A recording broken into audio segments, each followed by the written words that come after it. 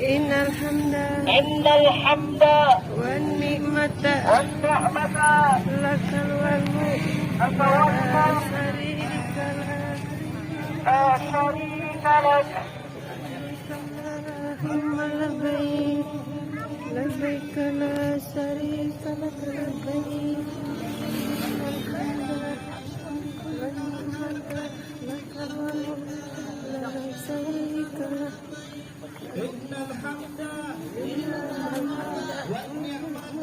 والنعمة لك الملك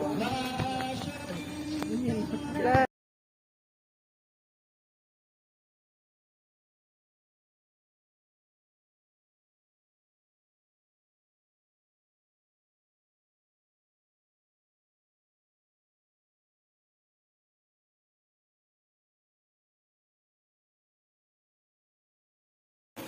Kita serius karena ini penting. Kita sudah masuk ke manasik yang ketiga. 4 berarti 5 manasiknya. 5 manasik. Karena di Jakarta juga ada manasik lagi. Di Madinah juga ada manasik lagi.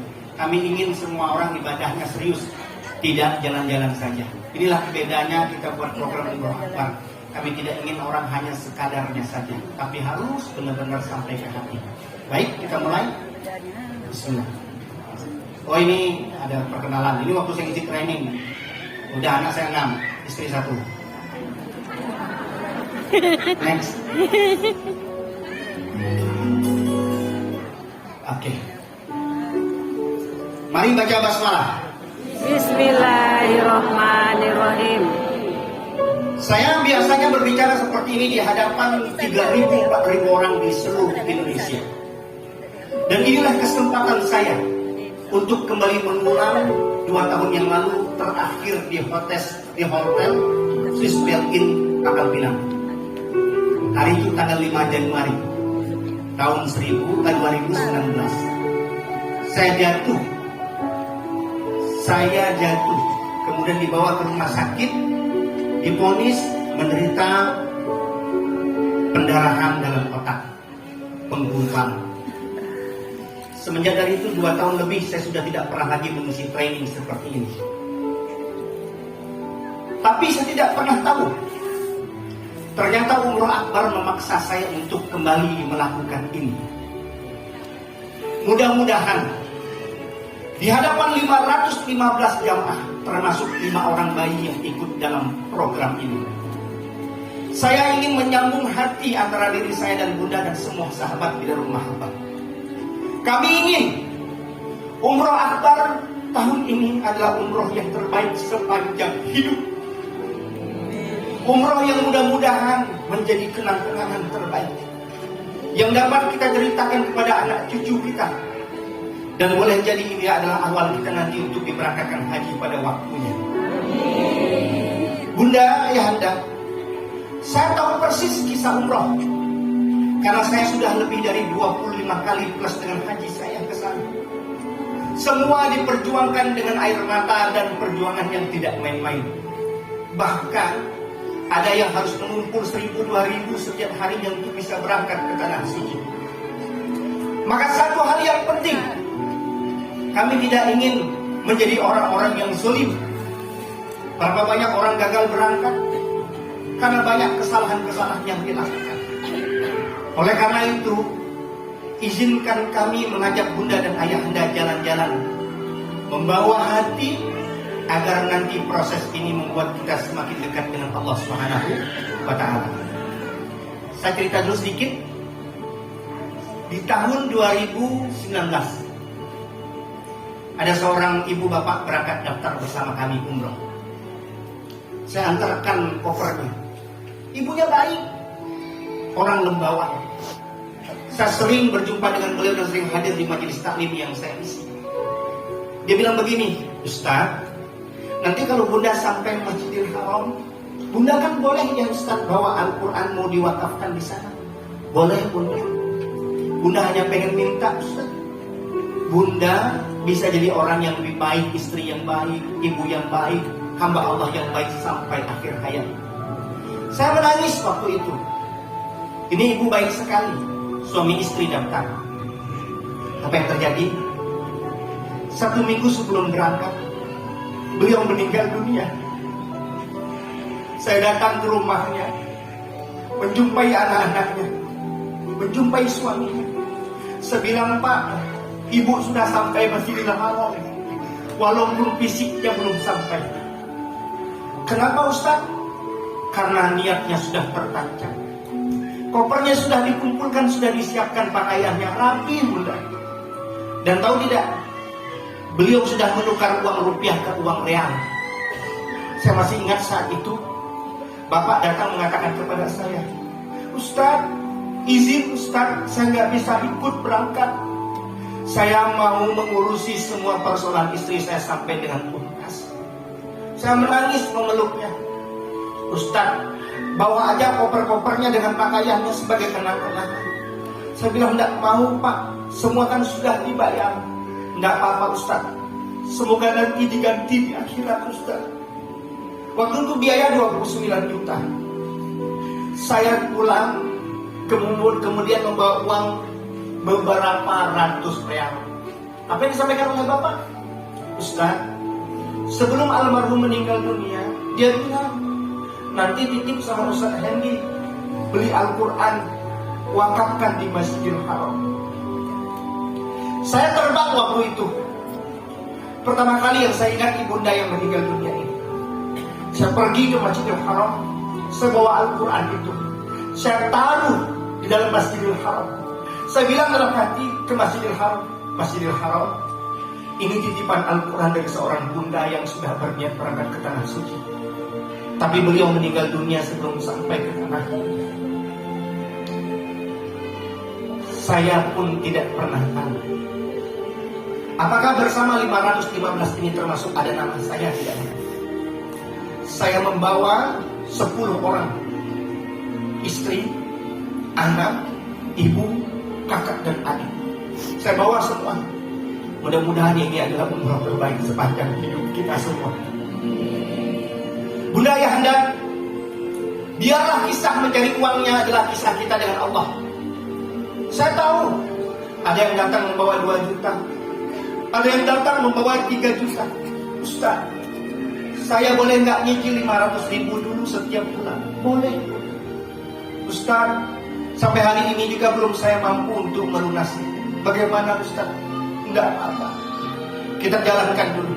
Kita perjuangkan sama-sama. Insya Allah nanti ada jalan dan kemudahan untuk kita semua.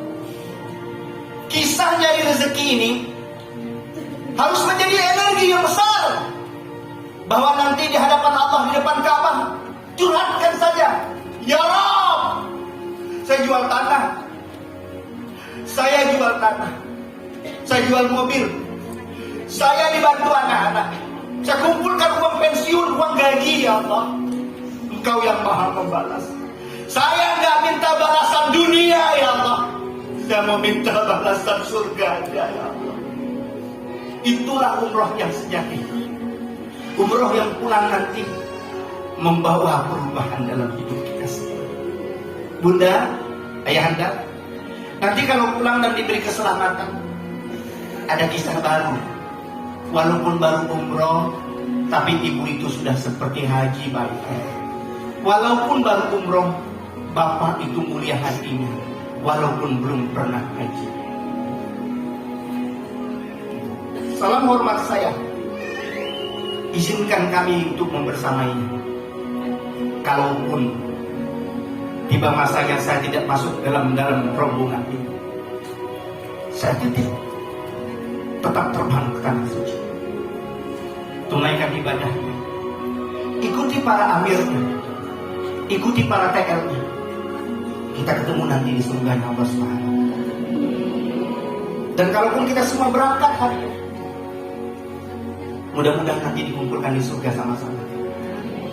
Kan ada tahu nantinya di keningnya masing-masing. Oh, dulu umur akbar ya, Ustaz masuk surga ya, Alhamdulillah. Ibu-ibu masuk surga, Alhamdulillah. Dan tidak ada yang tua-tua kayak gini di surga. Semuanya akan jadi muda, jadi bidadari di surga. Mau umrohnya beda? Bawa hati. Bukan bawa duit yang banyak. Bawa hati. Bawa hati. Nanti ketika kita berangkat ke tanah suci, semua sudah selesai. Selesai permintaan maaf sama keluarga ayah ibu kita yang masih hidup. Pak, pulang nantinya ke rumah ayah ibu yang masih hidup. Mak, ya, ku minta maaf. Ku banyak salah. Ku banyak hilaf.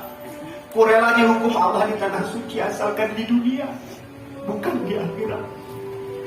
Ku siap. Dan ini kesempatan. Lebih baik dibalas di dunia daripada balas nantinya di akhirat. Betul? Nanti ketika pesawat Batik Air terbang dengan jumlah kapasitas hampir 400 jamaah, isinya seluruh orang Bangka.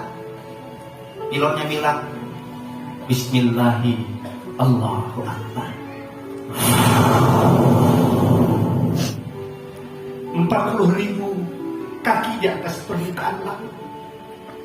Terbang paling tinggi dalam hidup saya. Terbang paling tinggi dalam hidup bunda dan ayah anda semua. Karena kalau Jakarta Pangkal Pinang cuman 14.000 atau 20.000 kaki di atas permukaan laut. Ini 40.000 kaki di atas permukaan laut. Apa kalimat di hatinya? Inna sholati wa nusuki wa mahyaya wa mamati lillahi rabbil alamin. Perjalanan yang paling aman ke tanah suci. Hatta apapun yang terjadi, yang penting pergi ke tanah suci. Baik, boleh saya bawa jalan-jalan? Mau jalan-jalan? Izinkan saya mengulang nostalgia menjadi seorang trainer di hadapan ribuan orang. Lebih dari 3 tahun saya pensiun. Lebih banyak pulang duluan sebelum malam hari. Karena kalau banyak ngomong, penggumpalan darah di otak saya agak bergerak-gerak sedikit. Tapi ini istimewa di hadapan 500 jamaah. Kita akan jalan-jalan. Bismillahirrahmanirrahim. Dengan nama Allah yang Maha Pengasih lagi Maha Penyayang. Bismillahirrahmanirrahim. Hafal doa ini? Kenapa doa ini menjadi doa sunnah ketika dari Rukun Yamani ke Hajar Aswad? Inilah doa paling istimewa. Doa sapu jagat. Doa apa? Sapu jagat. Rabbana atina fid dunya hasanah wa fil akhirati hasanah wa qina adzabannar. Ingat, bukan minta masuk surga, tapi minta dibebaskan dari siksa neraka. Kenapa? Karena orang yang bebas dari siksa neraka pasti masuk surga. Tapi orang yang masuk surga belum tentu bebas dari siksa neraka. Hafal? Hafal? Wajib. Kalau orang tanya mau umroh, saya bilang ini wajib dihafal. Labbaik Allahumma umratan, itu wajib dihafal. Qul ya ayyuhal kafirun, wajib dihafal. Al-Ikhlas wajib dihafal. Yang lain tidak wajib. Tidak apa-apa. Ustaz, saya ada pakai ngaji. Nanti waktu tawaf boleh nggak saya diam? Sah. Sah. Diamnya ibunda ayahanda mengelilingi Ka'bah sah. Bahkan hanya nyebut Allah, Allah, Allah, Allah, Allah, astagfirullah, astagfirullah, astagfirullah, sah. Karena nanti urusannya di hati kita. Ya. Next. Saya ingin semua yang hadir umroh ini kaya hati, kaya ilmu, kaya karya, kaya rasa, dan kaya raya. Amin ya Rabbal alamin. Insyaallah. Kaya hati, nanti ujian di umroh berat. Tolong jangan mudah komentar, apalagi sudah pakai ihram. Jangan coba-coba ngomongin orang, nyinggul kawan di samping. Kita ngopi aman tuh. Kain ihram miring. Aku takut kalau ngelulur kainnya. Bunda tahu tidak? Sedang ihram kan? Sedang ihram kan nggak? Pertanyaan saya, kain mamang itu kain dia yang melolong. Mana yang benar? Nanti kain yang ngomongnya yang melolong. Serius, hati-hati. Saya bohong. Makanya jangan pernah ada keburukan di hati kita. Istighfar aja banyak-banyak. Benar. Ada nemo ada orang Afrika. Ya Allah, dia bentuk teh. Hitam kan. Apalagi orang Bangka pernah ngomong, masa mata itu kan sampai bisa bibir-bibir. Hitam. La haula wala quwata illa billah. La haula wala quwata illa billah. Nanti pas dia menolak, habisnya segerangkang. Ditumbul orang hitam dari. Jadi, saya dapat main tidak menakut-nakuti. Hati. Jadi harus kaya, hati. Tadi jalan lama, laki bini. Saya sudah haru tadi. Ada bapak-bapak, ibu-ibu. Ibu-ibu bukan bapak-bapak. Ibu nenten bapak. Ibu nenten bapak. Tapi ngomong cepat, mana jalan? Kemana telah di Mekah? Sabar. Kaya, ha? Bunda, aku minta terutama ibu-ibu tahan. Asal kamu mau kata Astagfirullahaladzim. Lakiku macam itu, ya. Ditarik bini di kamar dak dia, ditunggu di masjid dak dia. Mereka Ustaz, 4 kali pengulang ke Nabawi, dia ketemu kayak bini. Itulah kadang-kadang Ustaz berat ujian pada Ustaz. Nanti minta duit 100 real, berhenti terus kami. Ku kesal kayak bini. Sepanjang hari sampai pulang, dia akan dibuat kesal sama istri. Ini yang paling keren, dirubah. Ustaz, dari jam 7 pagi sampai jam 12 ku nunggu di Masjid Nabawi. Bini ku dak de Ustaz.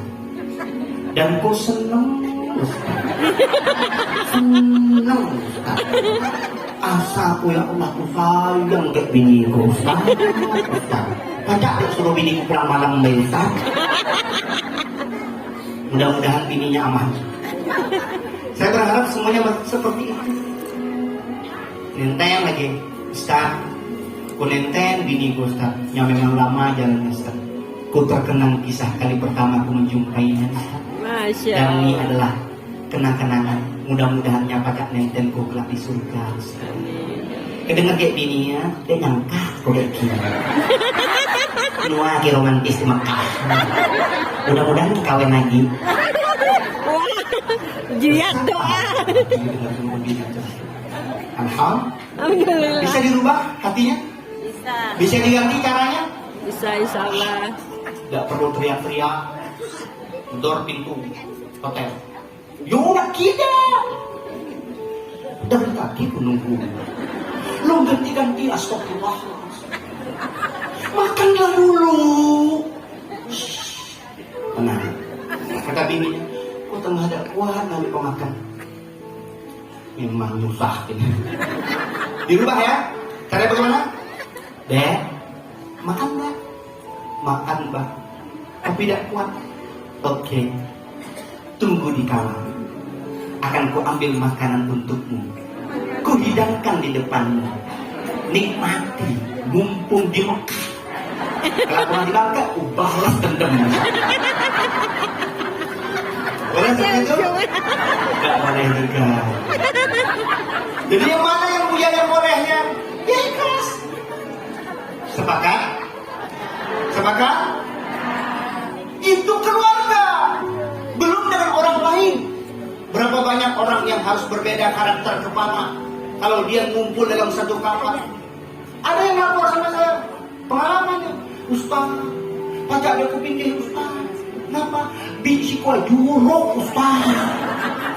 Juruk Ustaz. Masanya gua kayak Ustaz, dia disiram Ustaz. Ini dengar saya nih. Boleh saya ngasih tahu?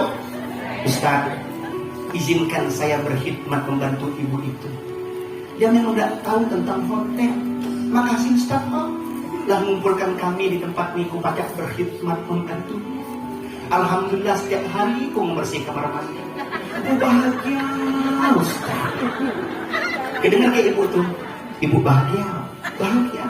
Ibu senang kayak kok, senang. Nih, 2 juta. Gak mimpi kan Ustaz? Dah. Kalau Allah nak beri balasan yang mudah. Saya punya kisah seorang penjaga panti asuhan berangkat umroh. Suaranya dek bagus apa?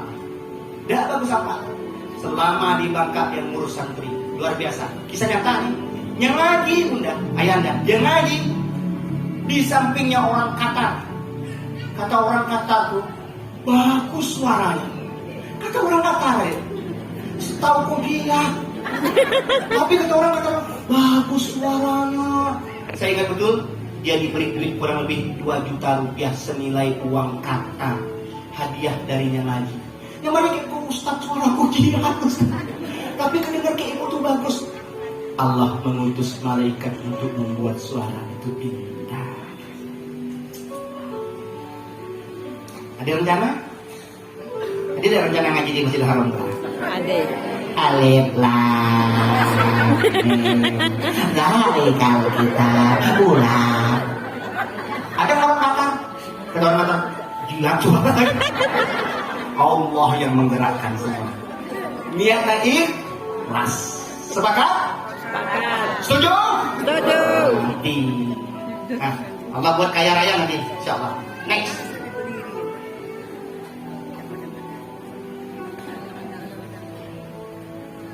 Udah fokus. Jangan tidak fokus, nanti tinggi hati bahaya. Pergi ke Mekah ada wajib, Ustaz, ulama, jangan tinggi hati. Ngomong ke kawan.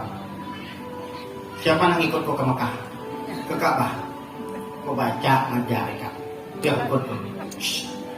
Itu rumah Allah. Jangan tinggi hati. Jangan sombong. Allah mudah merendahkan kita di tanah suci. Makanya saya doa juga, ya Allah jangan kau permalukan muka aibku di tanah suci. Jangan. Yang sudah pengalaman ilmunya banyak, jangan sombong. Kita berhasil bukan karena ilmu yang banyak, tapi karena ditolong Allah. Jadi karena ditolong Allah. Saya pernah dengar kisah ada jamaah yang tidak mampu melihat Ka'bah. Di depan Ka'bah. Ustaz, mana Ka'bah? Itu depan matamu. Tidak ada Ustaz. Mana Ka'bah? Sampai dia nangis. Nangis berulang. Kuda tengok Ka'bah. Istighfar, minta ampun sama Allah. Setelah dia istighfar minta ampun kepada Allah, baru dia bisa melihat Ka'bah. Tahu nggak orang yang paling rugi di atas muka bumi?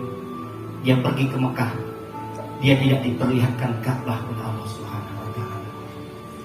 Jadi jangan sombong, jangan tinggi hati. Ikhlas. Beda kan orang ikhlas dia tidak ikhlas. Ikhlas segera nengok. Nah, jangan tinggi hati. Insyaallah. Next. Konsentrasi, jangan tidur. Nanti tolong jangan banyak tidur di hotel. Ustaz, seger di hotel Ustaz.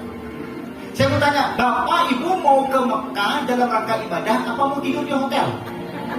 Jawab, mau ibadah atau tidur di hotel? Ibadah, ya Allah. Maaf, 35 juta kalau mau tidur di hotel, mendingan pergi ke Novotel. 70 hari, sepuayo, berendam di backup. Betul? Maka saya katakan di majelis ini, betapa rugi orang yang pergi ke umroh, ke Mekah, ke Madinah, hanya sibuk protes hotel. Jauh di hotel Ustaz. Gak nyaman makanannya Ustaz. Gak enak Ustaz. Semoga Allah mengampuni kita. Sepanjang hari dia hanya menyesali hotel dan perjalanan. Shhh. Boleh saya kasih tahu? Boleh saya kasih tahu? Boleh. Ada orang Pakistan India yang 3 km jarak hotel ke Masjidil Haram. Tapi sepanjang jalan senyum sekali. Sepanjang jalannya dia pergi ke masjid, dia senyum 3 km. Senyum. Kalau kita hanya 400 meter, hanya 100 meter di Madinah, lalu kita berkeluh kesah, berarti Allah mencabut nikmat ibadah di tanah suci hati kita sendiri. Astagfirullah. Yang banyak tidur, senyum. Tolong ibu, bapak sebelum pergi ke Mekah belajar senyum. Kalau cemberut terus asal teman,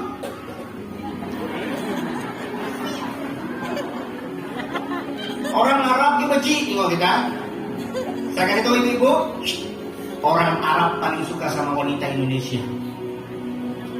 Tolong, jangan berlebihan senyum ke orang Arab. Dek pulang nih kak. Tolong pak yang punya istri dijaga soal istrinya. Orang Arab senang dengan wanita Indonesia.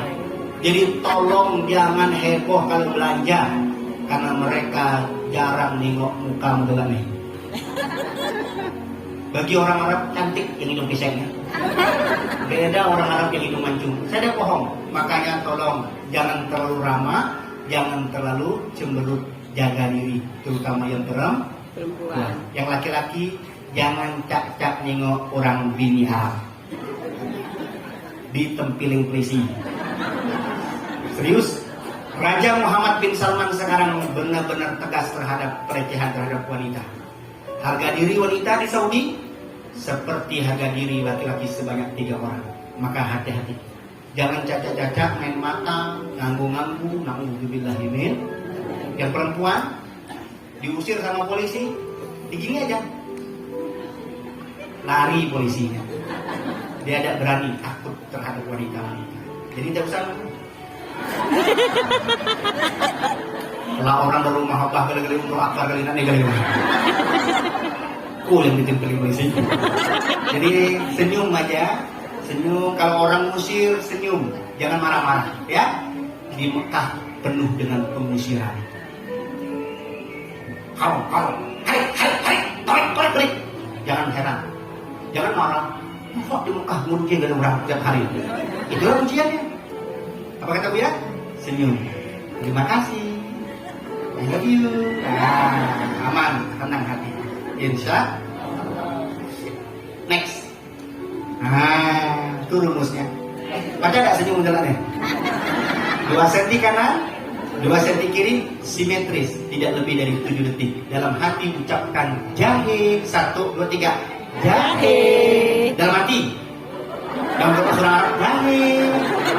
Toge, tempe, pete. Kita orang Arab gini.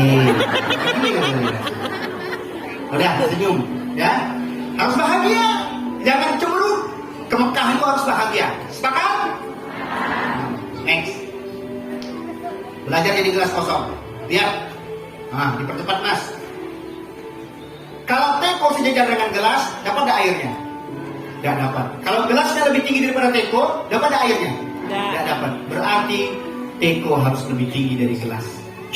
Bapak, Ibu, di Mekah belajar, bukan ngajar orang.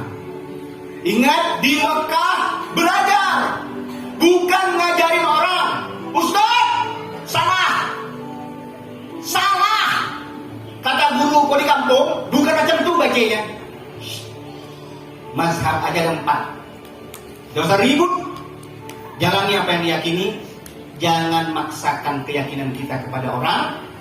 Tapi insya Allah di Darul Mahabbah sama mazhabnya dengan antum semua. Aman. Insya Allah aman. Di Darul Mahabbah tidak ada Syiah. Di Darul Mahabbah tidak ada Ahmadiyah. Di Darul Mahabbah tidak ada Mu'tazilah. Di Darul Mahabbah semuanya Ahlus Sunnah wal Jamaah. Insya Allah. Amin ya Rabbal. Tapi jangan ngajar orang. Bantu orang boleh. Ustaz, ini aku ada kawan Ustaz, cara pakai kain ihram Ustaz. Yang ini aman Ustaz. Kita ngangkang pun gak apa-apa Ustaz. Itu ajarin tuh, positif. Ustaz, supaya kuat, sebelum berangkat ke Masjidil Haram, makan gula aren Ustaz. Nah, silakan bawa 500 kilo. Ya. Munyah gula aren biar kuat. Ustaz, kalau kuat supaya kalorinya mantap, makan coklat. Ustaz, minum madu, itu bagus. Kalau bawa lebih, bagikan ke kawan-kawan. Tapi bukan ngajarin keyakinan orang. Paham? Jika yang nggak ikut nyium hajar aswad, ngikutku caraku. Undak caraku nggak payah. Jangan. Setiap orang punya keuntungannya masing-masing. Percayalah. Jangan bangga dengan fisik yang besar. Saya punya teman fisiknya kecil, tapi nyium hajar aswad setiap hari, kecil dia. Setiap dia nak masuk, terplanting langsung di depan Hajar Aswad. Asli. Gak ada boleh. Ada yang sampai naik ke atas pundak-pundak orang Arab tuh, orang-orang Afrika. Sakingnya kecil, mudah dia naik. Nah, naik ke atas pundak-pundak orang Afrika sampai dia bisa mencium Hajar Aswad. Tapi ada yang kuat, kawan-kawan yang kuat pakai kacamata, pecah kacamatanya. Bahkan ada yang sesak napas karena mengandalkan fisiknya. Pesan saya bukan itu. Nih, sekali lagi. Nih.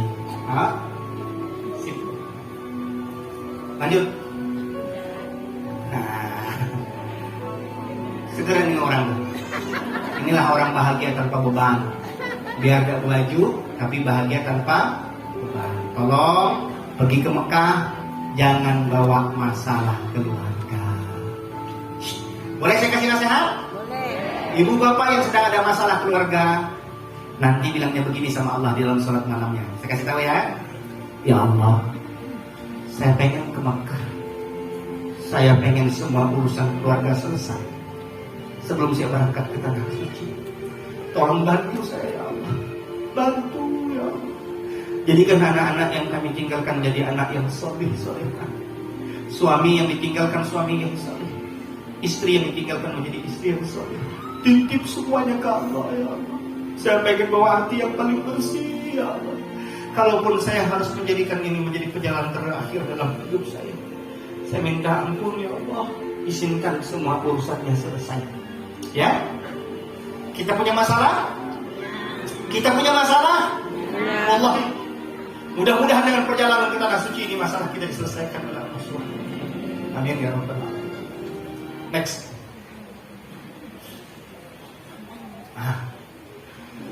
Semua punya masalah? Semua punya dosa? Punya tidak? Punya. Oke, kalau punya saya kasih tahu. Kalau ada hujan turun, sementara genteng kita bocor, lalu kemudian lantai rumah kita becek, ada airnya, betul tidak? Saya mau tanya, apa yang biasa kita lakukan? Apa yang biasa kita lakukan? Ngepel lantai. Sekarang kalau hujan turun lagi, lantainya bocor lagi, ngepel lagi. Selama kita tidak memperbaiki gentengnya, maka selama itu pula kita akan ngepel lantai. Betul? Betul tidak? Jadi bagaimana supaya tidak ngepel lagi? Bagaimana supaya tidak ngepel lagi? Ganti atap. Maka perbaiki gentengnya. Tahu nggak? Sumber hidup kita yang banyak masalah itu bukan karena lantainya yang becek, tapi karena gentengnya yang tidak pernah kita perbaiki. Sumber masalah itu bukan orang lah. Siapa sumber masalah? Kita. Kita sendiri. Next. Perbaiki genteng. Siapa yang akan mengubah hidup kita? Kita sendiri. Siapa yang akan mengubah hidup kita? Diri sendiri. Kita sendiri. Makanya ayahanda ibunda pergi ke Mekah itu mengubah diri kita, bukan mengubah anak kita, bukan mengubah istri kita, bukan mengubah suami kita, tapi pergi kita ke tanah suci karena kita yang mau berubah. Kita yang mau berubah. Kalau kita yang berubah, maka insya Allah anak keluarga kita akan ikut berubah. Insya Allah. Next. Ada yang rezekinya tengah susah? Seret, mampat, penyakit tak kunjung sembuh, rumah tangga bermasalah, hutang menumpuk, bisnis bangkrut, ekonomi morat marit. Saya mau tanya, ada nggak solusinya? Ada tidak solusinya? Ada. Pasti ada, pasti. Saya tunjukkan. Next. Orang Bakat senang makan terasi? Bunda, saya boleh saran intermezzo aja Bapak Ibu semua, boleh bawa sambal terasi. Boleh, ya. Silakan bawa sambal terasi. Nah, ini ada kisah. Ada orang setiap ketemu suaminya, nah ini bau terasi. Ketemu istrinya, bau terasi. Ketemu anaknya, bau terasi. Ketemu kawannya, ikan ini semua bau terasi. Tusuk semuanya. Ketemu kawan, karyawan, tetangga, semua bau terasi. Ketika dia pulang ke rumah, dia bercermin. Dia terkejut bukan kepalang, terasinya ada di hidungnya. Terasinya dari mana? Berapa banyak hari ini orang banyak sibuk menyalahkan orang lain tanpa dia sadar ternyata terasi ada di hidungnya. sumber masalahnya ternyata bukan pada orang lain, tapi pada dirinya sendiri. Ustadz lama ge ngantri makan nih. Ustadz lama ge ngantri di lift nih. Ustadz lama ge ngantri masuk bus nih. Ustadz sepanjang dia umroh kerjanya nyalahkan orang lain semua. Sekarang saya tanya, siapa yang salah? Dirinya sendiri. Istighfar, banyak-banyak minta ampun sama Allah. Makanya saya ingin di Markus 15 ini beda ceritanya. Ustaz, nikmat ya Ustaz walaupun ngantri. Ustaz, nikmat ya Ustaz walaupun nunggu. Ini baru benar, insya Allah. Hidung terasi. Mudah-mudahan kita tidak ada terasi di hidung kita semuanya. Amin ya rabbal alamin. Next. Nah, jadi siapa sumber masalahnya? Kita sendiri. Sendiri. Lanjut. Stop menyalahkan orang lain.